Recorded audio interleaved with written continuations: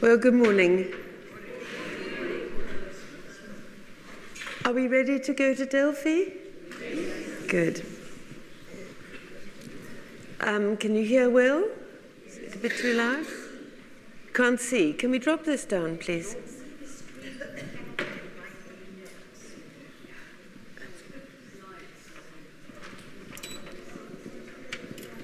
There. Well, that's much better.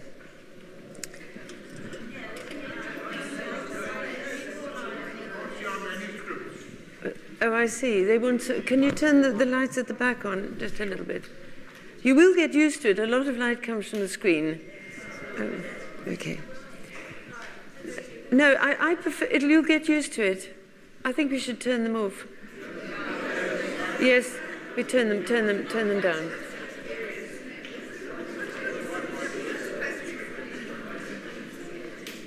Right, so please just, we look, we listen. You don't, you'll get used to it. There'll be a lot of light from the screen. Cape Town.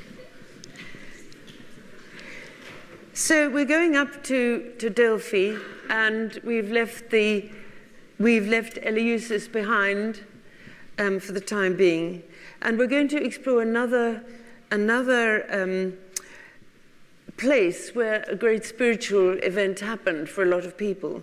And the oracle was very, very ancient, and the sacred fire burned for centuries and centuries and centuries. And even when the Romans came in 191 BC, that's the beginning of the 2nd century, and they stripped the sanctuary, they needed to pay for their wars. Even they did not extinguish the sacred flame. But 2 years later, tribes from Thrace came, and they extinguished the sacred flame that had been burning for centuries. So the oracle is the oracle of Delphi, and it is all about Apollo. And look how beautiful is Apollo. Look at him. What a wonderful face. Look at the refined chin, the long, delicate nose, the arched eyebrow, the slight smile. And this is burnt ivory with a beautiful gold headdress. And he is called the far shooter. He is the god of order. He's the god of harmony. And he's the god of music and the lyre. The lyre is his instrument. And he's also the god of the sacred 7. 7, of course, is the most sacred number. He had 7 strings on his lyre, and 7 goes through into the Christian tradition to become the number of the Holy Spirit. Apollo is really a wonderful god. Apollo almost single-handedly transformed the whole of the Mediterranean. He has knowledge of the future. He is patron of the oracle at Delphi, and he is a slayer of Python. And then, of course, most of all, he is a sun god. And this slayer of the Python bit is very important, because Delphi, the Delphic oracle, is about a woman, a Pythia. Even though Greece was such an androcentric society, the greatest decisions they made were made because of a young village girl in Delphi. And Apollo channeled his mind and spirit through this girl, and he could choose anyone. It wasn't a dynastic thing or a power thing or a money thing or an education thing. Anybody at all who had the gifts spiritually could be chosen to be his very own voice in Delphi. So look at him for a minute, because you won't see him again, as he fixes his eye on you and he looks right into your future. Of course, people queued for months to go and hear what he might say. Because it wasn't only kings and tyrants who went to find out what the future held in store. Ordinary people would go on long pilgrimages. But because the oracle was only open for a few months of the year, the queues were tremendous. And if you had money, you could jump the queue. So this business about the python is so important. I thought I'd show you a painting by Turner. This is a great English painter, Joseph Mallord William Turner. And he shows this great battle between Apollo and Python. Python is a great dragon that lives in a chasm in Mount Parnassus. But Python is also descended from Ge, earth. Ge is earth in Greek, from earth, and female. And with this great battle between Apollo and Python, you have the battle for a male-centered, male-dominated, sun-worshipping religion taking over from the original matriarchal, female, earth-based, chthonic religion of the Mediterranean. So in a sense, that is, I suppose, the historical background. So Turner makes Apollo very, what he thinks very Greek. Of course, nothing could look less Greek than that. But he has got a kind of Christian halo, which he shouldn't have. And he has his famous bow. And you look into the chaos and darkness of the chasm, and you see the claws of the dragon coming out. And you might notice the date. The date here is 1811. So Napoleon had been severely crushed at Trafalgar, but not conquered. That was going to happen in 1815. So in a sense, there was a subtext to this painting that English people could understand as well. So there Apollo slays the Python and becomes, as it were, the master of Delphi. And the Python lives in the chasm in the rock. So as you approach Mount Parnassus, these great craggy rocks, you would see deep chasms. And you could imagine Python living up there.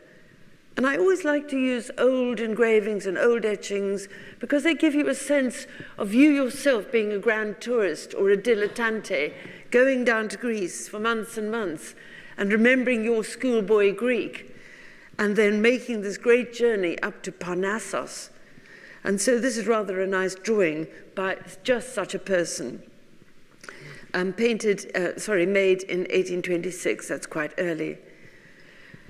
Mount Parnassus is a very strange place. I actually climbed up behind the oracle as far as I could go and sat on the mountain, and I felt a very strong sense of the ancient gods up there. So the chasms in the rock where the water pours down, and one of them was the Castilian spring, which still runs. In fact, the water is still running.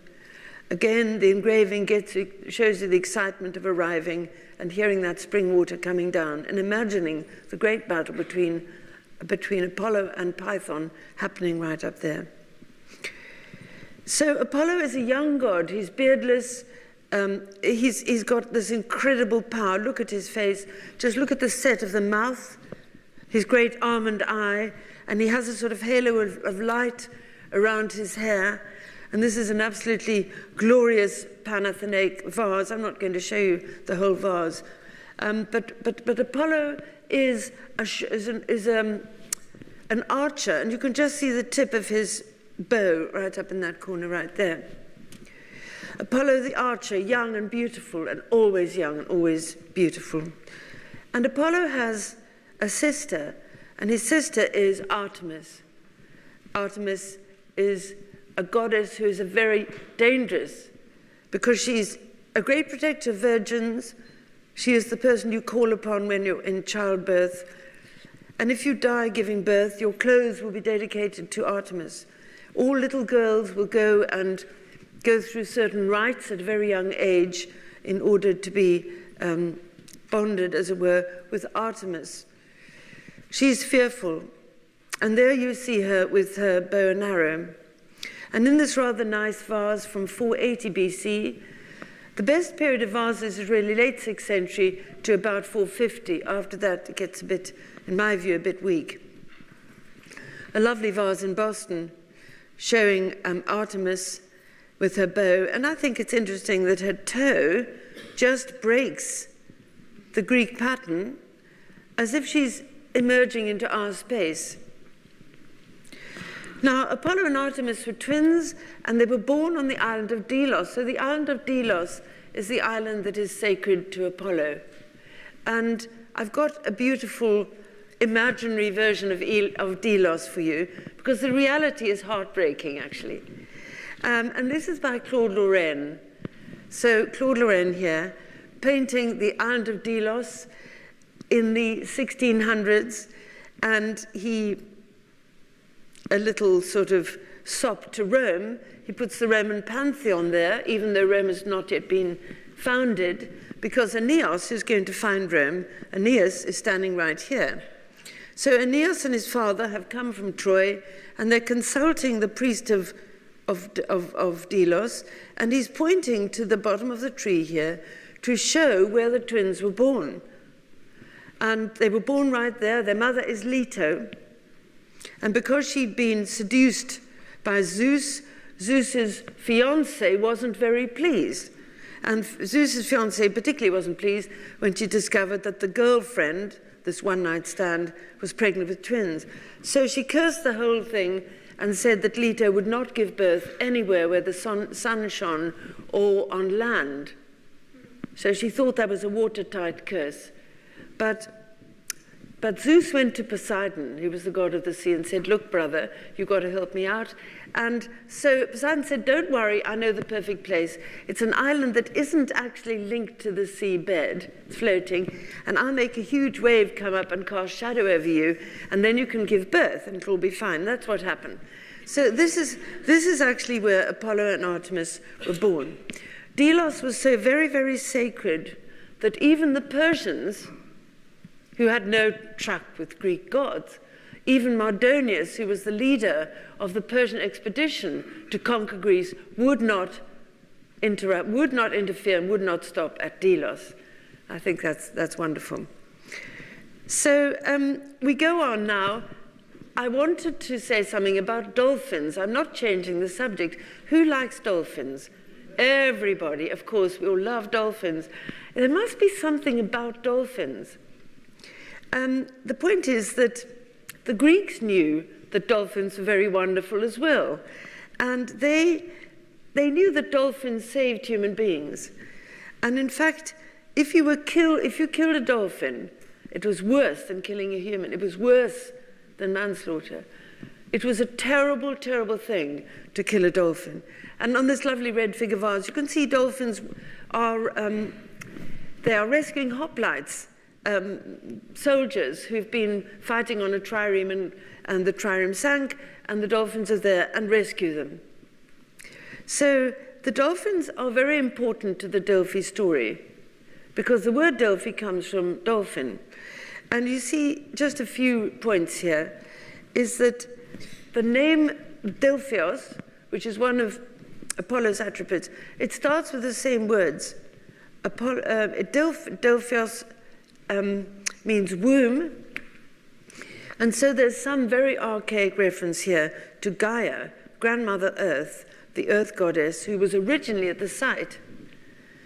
And Apollo then has got this epithet, as it's called, Delphinos, Apollo Delphinos, and that connects him to dolphins. And the reason is that a dolphin is said to have carried him from Crete up to Delphi, to the Gulf of Corinth, and he also brought some Cretan priests on his back, on the back of the dolphin. That's interesting, because that gives us a direct link, mythologically, with the Minoans, and a Minoan water spout has actually been found on the site of Delphi. So Delphi, the very word Delphi, comes from our beloved dolphin. I think that's wonderful. Means a lot to me, anyway. I think the dolphins would be happy if they knew that. And so the Pythia, then, is linked to dolphins. Now, how do you find the center of the universe? Because we all know that Delphi is the center of the universe. And it was done in a very clever way by Zeus, who is the head god. He took his two of his eagles, and he made them fly from the very edges of the universe, fly towards each other. And as they flew towards each other, they met right over Mount Parnassus. It's quite nice, because eagles do fly very high, and they do fly over mountaintops. And I could imagine people looking up and seeing these, the eagles of Zeus are there. So that is how Zeus finds the center of the world to be at Delphi. And it's marked by a very strange object called the omphalos. So was the last surviving version of the omphalos, which marked the center of the world, and it stood right outside the front of the temple. And it does look rather like weaving, I always think. Now, I don't want to do a detour into weaving, but that was one area in which women had a great deal of power, because they could weave stories into their robes, they could weave things. Weaving was very important. So, just to show you how this ties up with the evidence that we have, again, go back to that numismatic part of the library, the only bit of the library that's warm, and we find a coin showing Apollo seated on the omphalos. So you can see Apollo is seated right there on the omphalos, and you see him holding the kithara. So that instrument is Apollo's instrument, and it is actually the origin of the word guitar, kitara, guitar. And you see also he's holding his sacred laurel leaves. Laurel is the plant sacred to Apollo. Now you are going to actually hear rather a lot about olive leaves quite soon. Apollo sitting on the omphalos. And I like the odd map just so we know where we are. So this map can show you then where Athens is down here, Athens, and Delphi there, right? So northwest, up there, Eleusis was right there. There's Delphi. This is the Gulf of Corinth. Corinth is right there, Olympia, and so on. With Mycenae right there, they were obviously very close, Mycenae and Lynx as well. So now we're there, and it's just the most amazing, amazing sight. It is absolutely extraordinary. You are so high up, so you're 2,000 feet above sea level, and I think Table Mountain is about 2,000 feet, isn't it? With 3,000. Well, it's a bit like that, because you're very high, but you're very near the sea. And you look down this marvelous sort of smoky, misty valley. Yes, would everybody turn off, please? Because we had phones yesterday. If we don't mind, just everybody turn off phones if they're not off. Thanks. Just wait for that.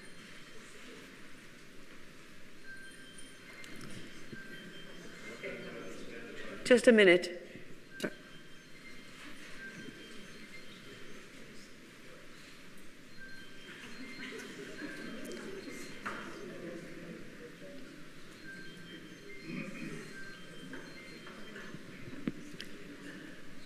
Do you think we could remember tomorrow, please, to turn off our phones? Right. So you're up there. It's deeply misty with sea mists below, and you look down over acres and acres and acres and acres of olive groves. Very high, very misty, and you climbed. You had to climb. It made me realize what a young what a young people they were, because only the young could ever have built this site. Only the young could have got up there with all the marble and the rock and built a massive temple and a huge theater like that. And to tell a story of two young boys, they were brothers, and they were called Cleobus and Pythian.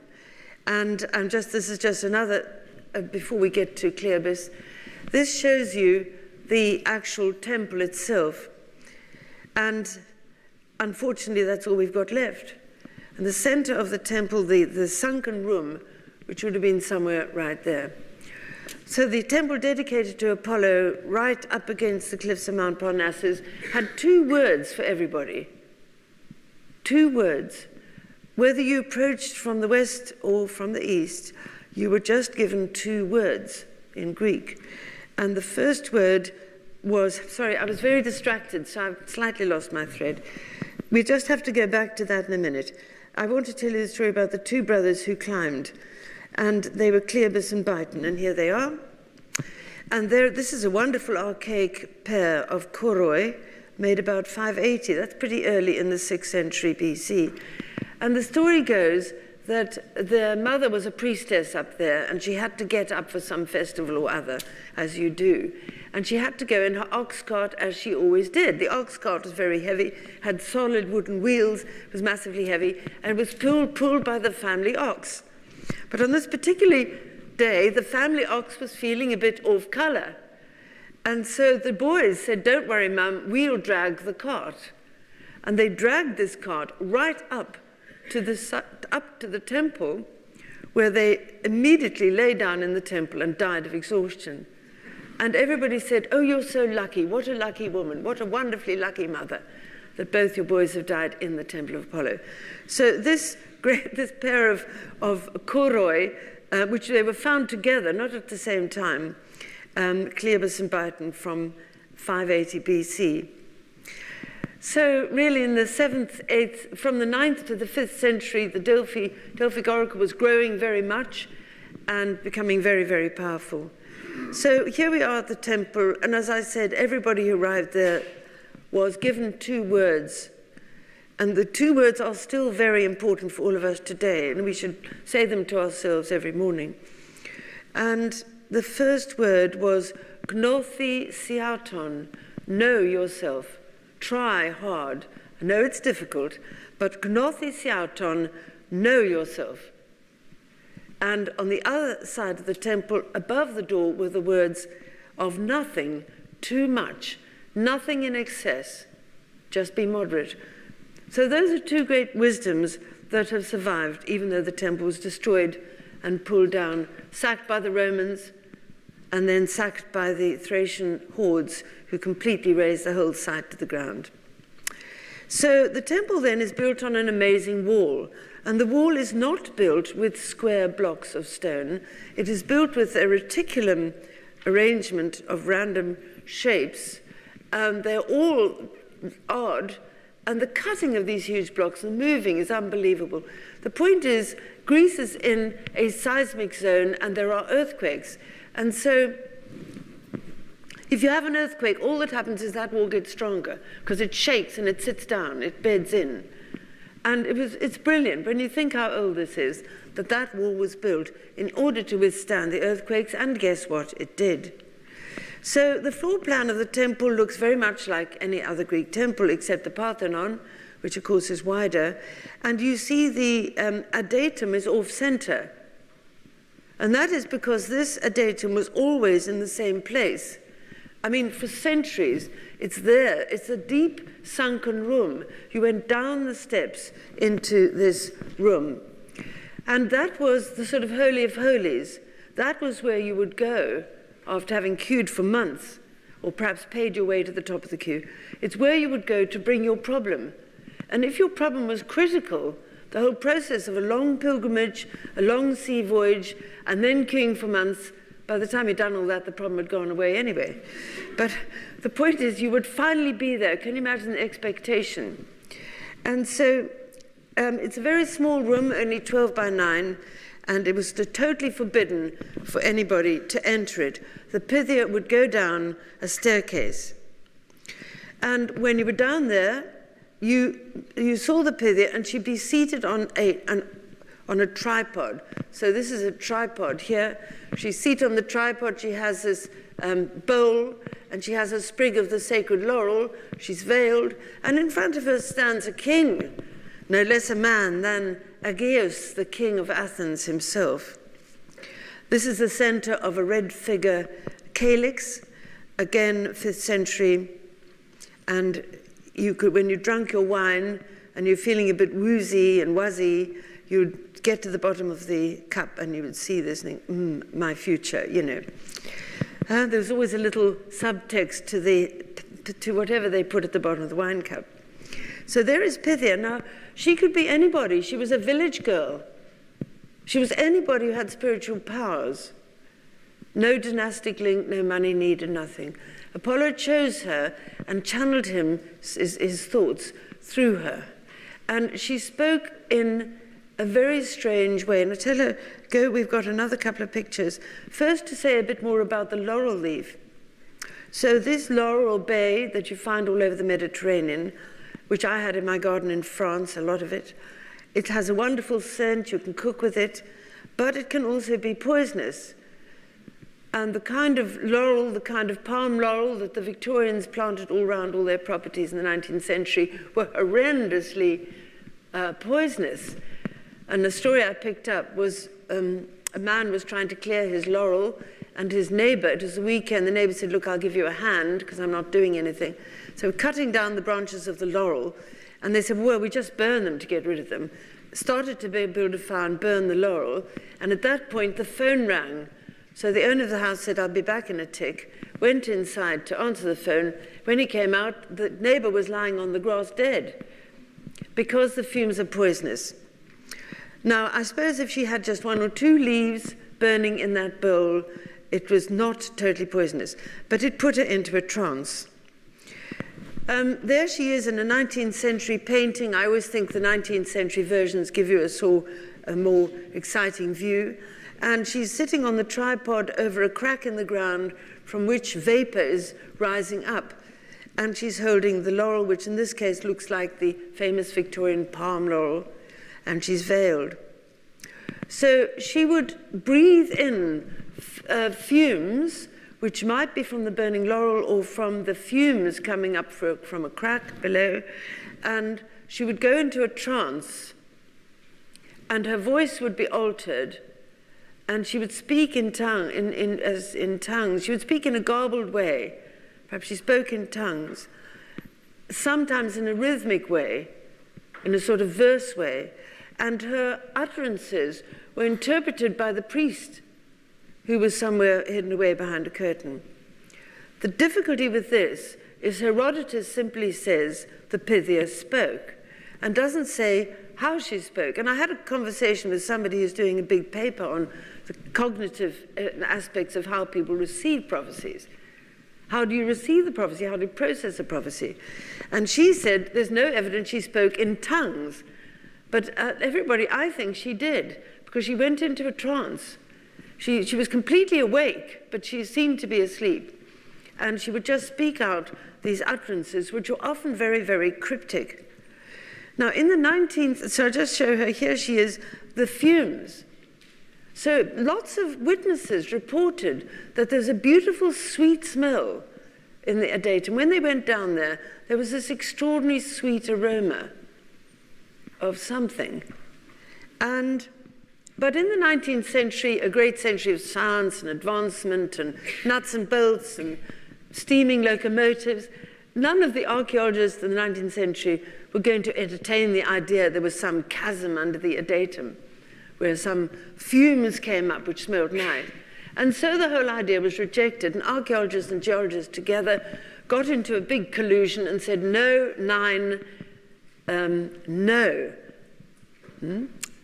In all languages, that nothing at all, the Adatum simply sat on solid rock. So when I began my ancient Greek and my ancient history studies, that was the way it was. However, more recently, it's very interesting, geologists have looked, and they have been looking at the petrochemical content of certain stone types, and they found also 2 faults.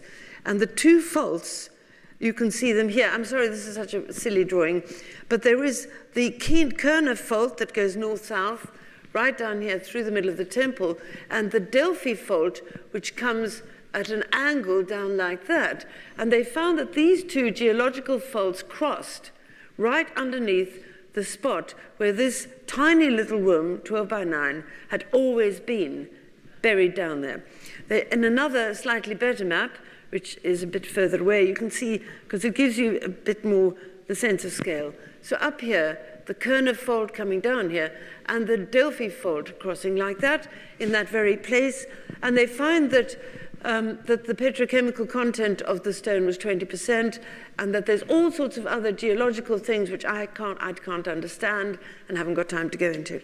But that it leaches out, and with the water from the Castilian spring, making it all porous and making it wet, you got vapor, and this was the vapor. So there is a fair chance that, first of all, there was a chasm and there was vapor. There's also a fair chance that she burnt the laurel leaves, a few, and got into a slightly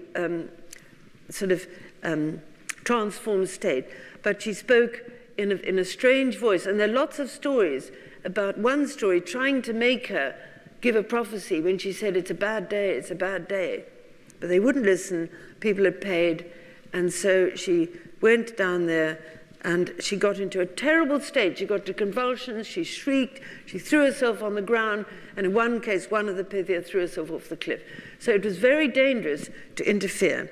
So the oracles are obscure. You might get one that says, you will go, you will return not, in the battle you will perish. But if you move the comma, you get, you will go, you will return, not in the battle you will perish. You follow? So there were many things like that, where the oracle could be understood in different ways. This is allegedly a sort of fanciful idea of Plutarch. I put Plutarch there, a great source for all of us, because he lived in the 2nd century AD, a bit late, sorry about that, but he was a priest at Delphi, and so he knew a lot about the inner workings of Delphi. And Delphi was highly politicized. They knew what was happening. William Golding, who wrote that wonderful book, The Lord of the Flies, remember?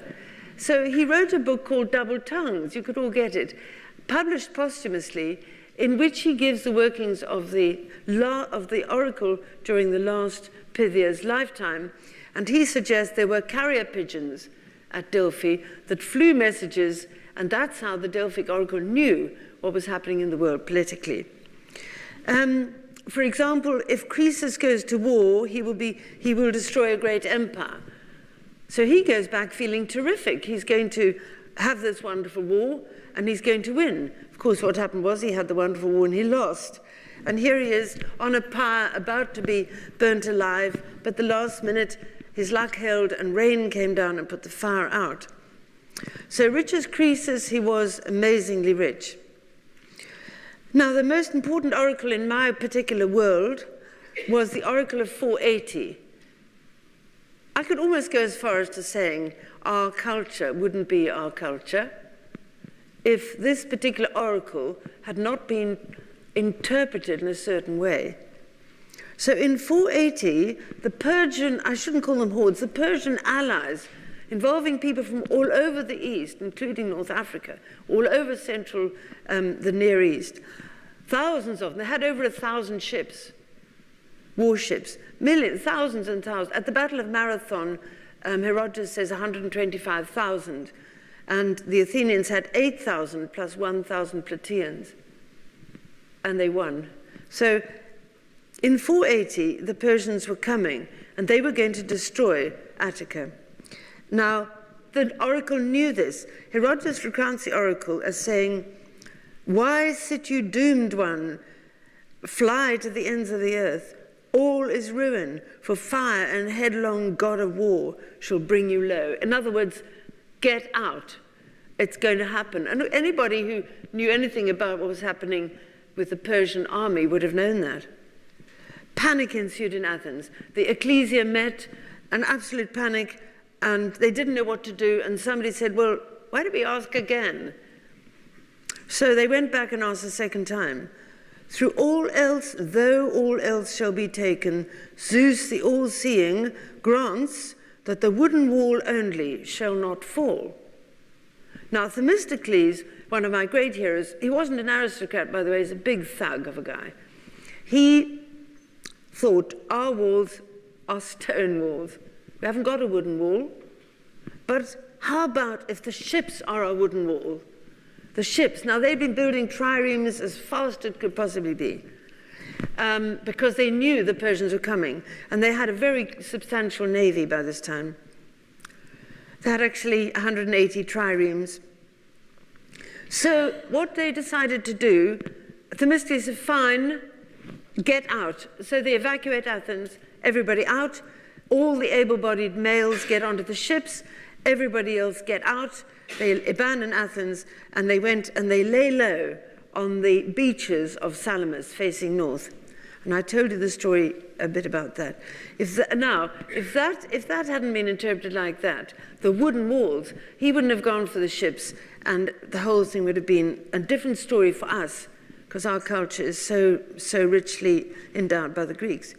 So now when you arrive up there, first of all, you would arrive at the lower site, which is fairly further down the mountain, and you go to this round temple which is the Temple of Athena Pranau, and in that site you would do your final purifications, your prayers, your planning, and your purification in that site. And then you walk up from there a little bit, and you come to the spring, and you would wash in the spring and do prayers to Apollo in the spring, and then it's still there, and then you go up the sacred way into the site itself.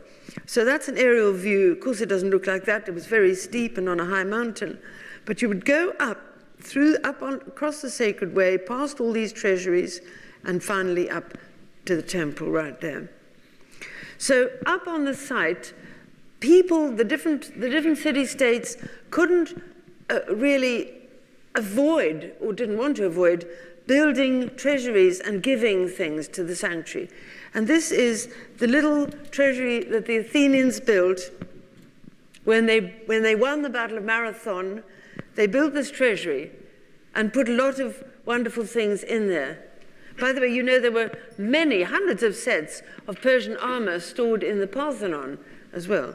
So in the treasury of the Athenians, and when you look a little bit more closely at the metopes, which are these metopes, triglyph of this tiny treasury, you see the battles that Heracles undertook to push back the boundaries of civilization.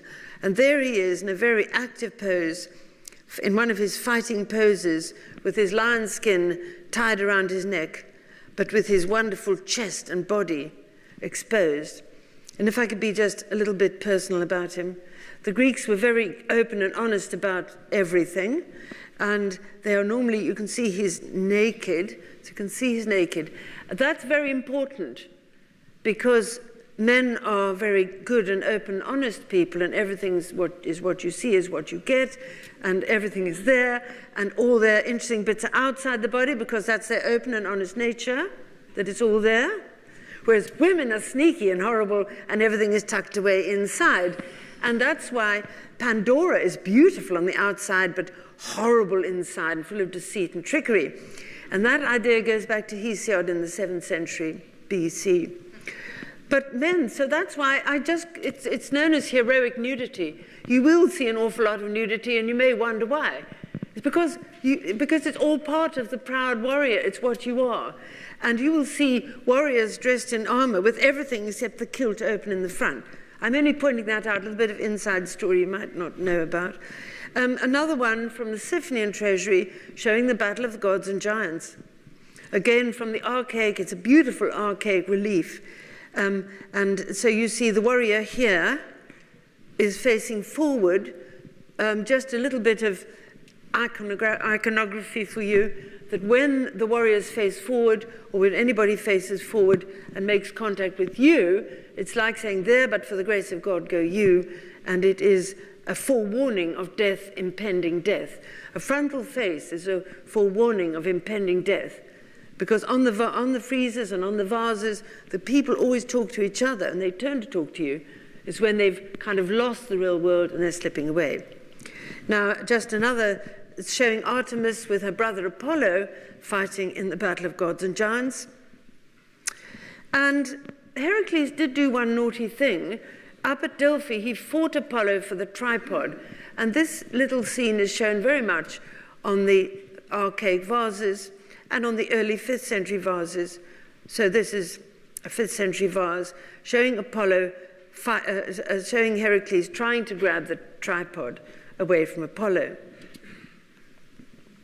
Now, Apollo's beloved was a white bird. And I want to tell you this myth because it tells us again about dark and light. Eleusis was absolutely about total darkness and deep silence, and then blinding light and the sound of a gong. It was going from the darkness to the light. It was all about that. From death to life, spiritual life. And this here also is important in the myth of Apollo, the oracle at Delphi. Basically, he had the love of Coronis, who was a beautiful white dove. And she's a great symbol of light and life, And as I mentioned, she really represents the full moon, like that. So she's the full moon. And she gets turned into a black crow by Apollo when he discovers that she's been unfaithful with a mortal. And then she becomes the black crow, which then is a representation of the sickle moon, the lowest part of when the moon has waned. And all through art, right from the ancient Greek world, right through everybody, Giovanni Bellini, it goes on, the blackbird is a foreboding of death. That's why I have a lecture. It's called The Mysterious Flight of the White Dove, and it tells the story of the white dove in art all the way from the beginning. So there on this wonderful plate, which is in Delphi, you see Apollo with Coronis, and he has turned Coronis into a black crow. And again, when you look at this absolutely exquisite plate, it's a red figure, white ground plate, and you will see also, come a bit closer, you might notice that the toe of Apollo is breaking the circle and the tail of Coronis. And I love this way that the designers, the painters, just slightly changed the spaces in which they were working. They changed it.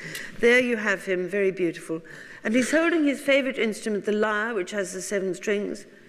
And the music you heard when you came in, if you came in before it turned off, was played on reconstructed ancient instruments, lyres, kithera, and the aulos, that oboe flute. So here we are, right up in the mountains. Now, during the winter, Apollo goes away completely, and another god, much more dangerous, comes. And it was up here on these high, high mountains, and the deep snow and the ice, when it's all locked into winter, that a much more dangerous god arrives for 6 months, and that is Dionysus. Now, Dionysus is a god of transformation. In the Roman world, he's called Bacchus. He becomes a god of wine, and that diminishes him because he's a god of the mask, and the mask changes you. The mask is a symbol of drama. Drama changes you. He's a god of the drama, a god of the mask, and a god of transformation. Very, very dangerous god, but very ancient. And he is also, most important, a god of resurrection, because he dies and he comes back to life. Here you see him with his favorite cup, the wine cantharos, and these big streams, which are ivy, which are his sacred plant, which are, of course, poisonous. So Dionysus, you see, with the white center in his eye, which looks a bit spaced. He wears an animal skin, holding cantharos again, and he's got the ivy leaves. Dionysus takes over Delphi in the winter, and his followers, the women, come from all over. They come from Athens. It's 80 miles. They walk in the snow with all their cloaks, and they're allowed out, as it were, every 2 years. So as they go up into the mountains in the snow, no men are allowed. Apparently they drink wine, they beat tambourines, they beat drums, they get into a tremendous state of ecstasy, and they have union with the god Dionysus. And they carry their thyrsos. This is this bundle of ivy at the top of a stick. They get into this great ecstatic state. Well, ecstasy, of course, is like everything else, a Greek word, ekstasis. And I suppose stasis is stillness, and X is out, so out of stillness, they get out of it. So the cult then involved very uninhibited dancing, and it also involved an emotional altered state, a bit like the Eleusinian mysteries. You changed your mind, you changed your state, and you became as if you were standing outside yourself. What I forgot to mention yesterday is that one person said when he came out of the telesterion, he was a different person. People were transformed. So you were standing outside yourself.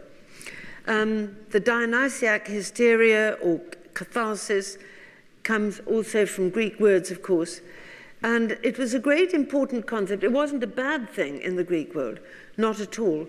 And they believed that theatre had great ritual power because it took you out of yourself somewhere else. Then you came back into the real world and you didn't do what you'd been doing in that other place. You know, you didn't murder kings and have women killing their children and all the other things that happen in Greek drama. You do it, but you don't do it really. So Dionysus probably came from Thrace. He certainly came from the east. We're back to the Strymon River and Thrace again. And they became more symbolic in the 5th century, where the death of a tragic hero replaced the sacrifice of an animal. And the tragic hero in Euripides' play, of course, is the king, Pentheus. So here's just another Maenad with the eyes dancing wildly up in the mountains. Now, the point about these rites is that no men were allowed. But the only people who wrote about these things were men. Now, what that tells you is it was in the interests of the history recording male writer to make the Maenads look as mad as possible, because it justified locking them up for the rest of the 2 years.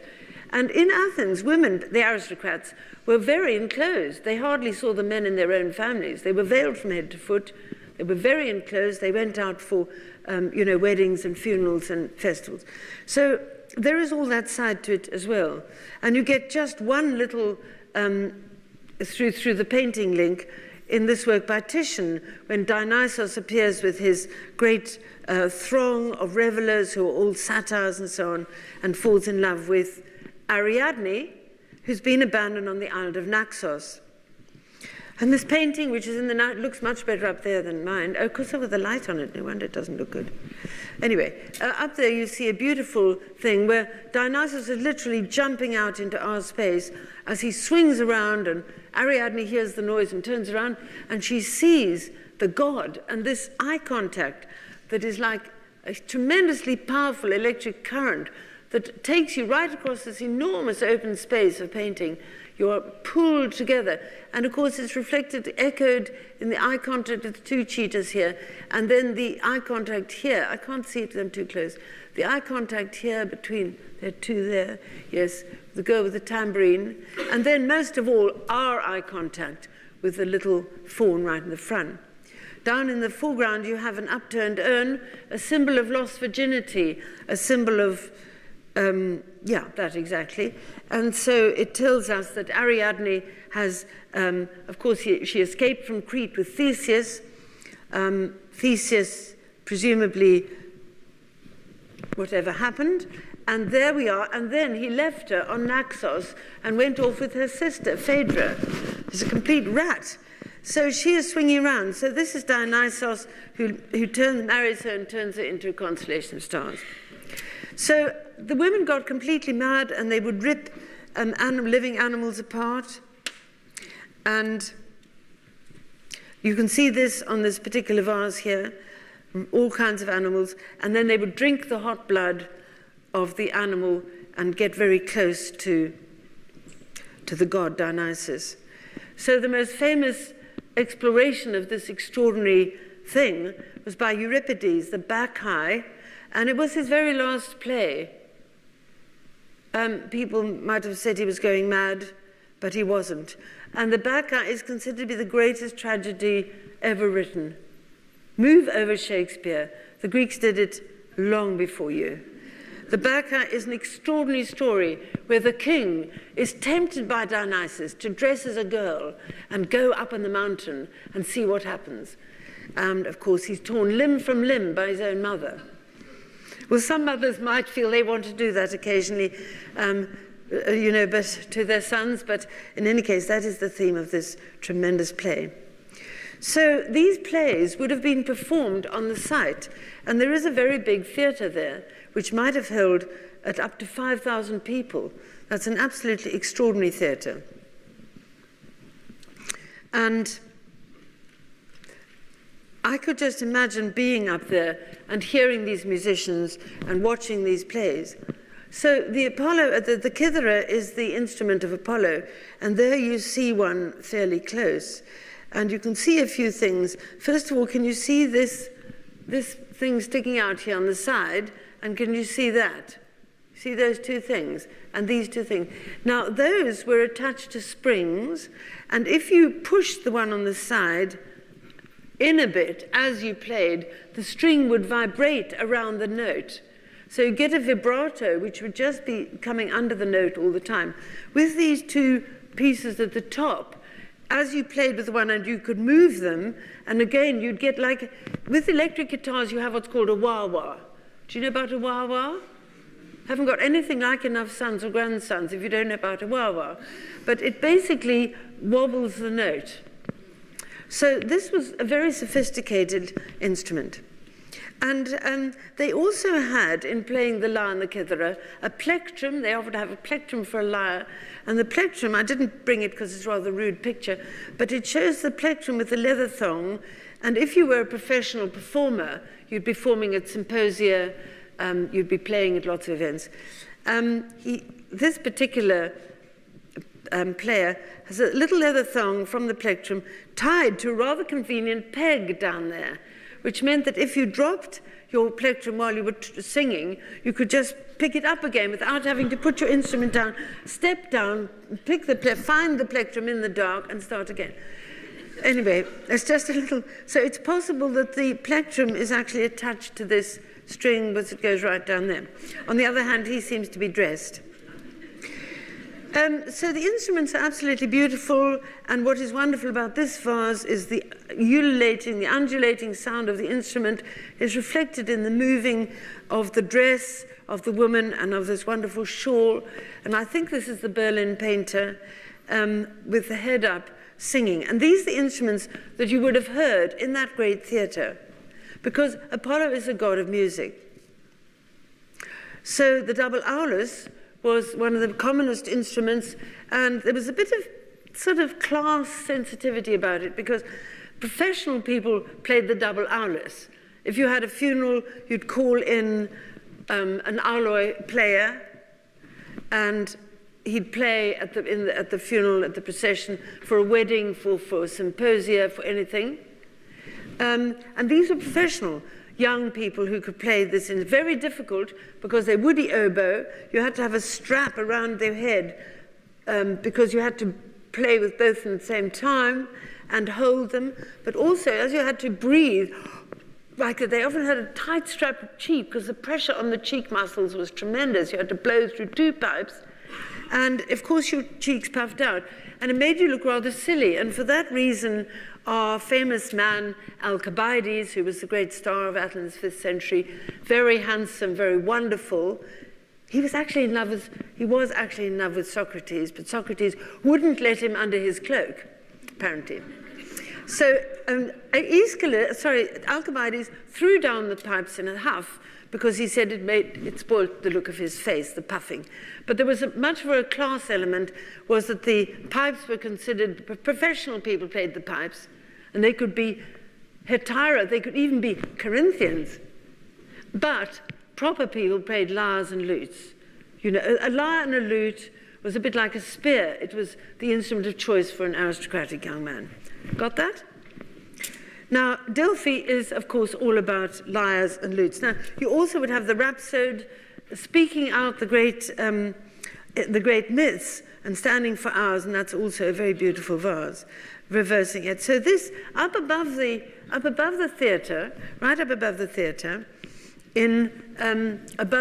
right up in the mountains, you have the stadium. So now the other part of Delphi is the games. So they were called the Crown Games. The Crown Games were 5 games, of which, of course, the most important was the Olympic Games. But the Pythian Games were also very, very important. So the Olympic Games were dedicated to Zeus, Olympian Zeus, whereas the Pythian Games were dedicated to Apollo. And this great stadium, which had to be flattened out in front of the mountain with the terraces, was built, and it's where the games took place. And of all the games, the chariot racing was by far the most spectacular and most dangerous. And when you're on this site, it's hard to believe that they got the horses, the chariots, and everything up that mountain. So I've just put here brave charioteer driving a quadriga, and they were usually teenagers, and they were very often slaves. They had to be young, they had to be light, they had to be tall. And only the 2 horses in the middle were actually fixed to the the bar of the chariot. The other two were just free, and they just had the bridle through their mouths. But you know, horses are herds animals, so they were trained, and they went like that as a team. So the chariot itself was incredibly, very, very, very primitive, and because it had no springing, it had no shock absorbent at all. So it was bang, bang, bang, bang, bang, like that. Only had four spokes, and if you broke one, your wheel came off and you were dead. So it was very, very, very dangerous. And they went like hell. So you can see in this much later version that the handle is strapped with leather like that, so you could have a grip as you took the corners. And some of the charioteers actually had a ring, a leather strap around with a bronze ring. They tied all the reins to the ring. Think how dangerous that was. If the horses did anything, you were dead. So that you have one hand free for the whip and the other hand free to pull the reins like that to steer them around the corners. If you won a chariot race, you were a god. These charioteers, it was so dangerous. Some of the chariot races were 14 kilometers long. Now, I thought a horse couldn't gallop for more than a mile, if that. But I don't know, I mean, the Grand National is what, 4 miles? 4 kilometers? I don't know.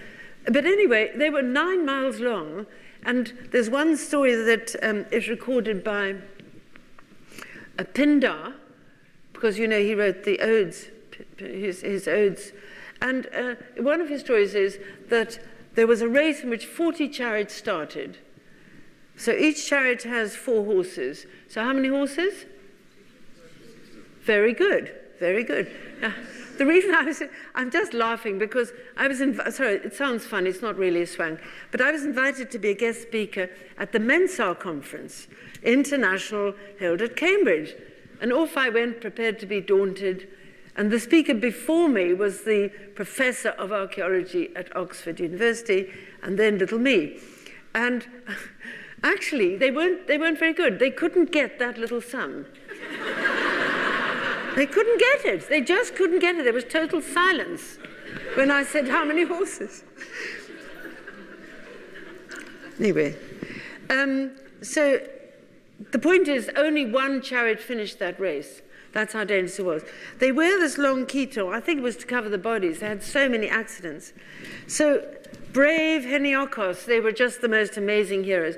And the passion that surrounded chariot racing and the glory if your team won, because the glory obviously didn't go to the charioteer, it went to the people that owned the horses. And, you know, now Alcibiades put in 7 teams at the Olympic Games in one race, and he won 1st place and 4th place in 7. And I think he won 1st, 2nd, and 4th. So the horses were incredibly expensive as well. Here is the brave Heniokos, a charioteer of Delphi, one of the few great bronzes that survived, because Nero was a very thorough stripper of sanctuaries, and he took everything with him. And he took the great Phidias statue from Olympia, and most of the stuff got sunk, of course. But this is a beautiful bronze charioteer. Look at his eyes. He's so alert. His eyes are a bit too open. The nervousness, the tension. I mean, this could be his last hour, and for many of them it was. There he is. His jaw is set, his mouth is firmly shut, and he's waiting. And this chariot, there was a chariot and horses as well, which had all disappeared. It was given by one of the tyrants of Syracuse. Delphi was phenomenally rich. Everybody who went gave things and took things. I love the hand holding the rein, still waiting for the race to begin. Amazing. And all of it was for a wreath of leaves. There were no prizes. There's no money, really. And up there on the Pythian Games, the wreath of leaves was a wreath of laurel leaves. And this is a boy who has died for those leaves. He seems to have, I think he's very young. Well, it could be a sort of allegorical figure, but he is crowning himself with a wreath of laurel leaves. So that is what the stadium looks like. It gives you a sense of the height of it and the fact that it went on for so many, terribly dangerous, but very, very high. And when we think about Delphi, we think about this incredible need to know the future and the lengths to which people went to find out the future.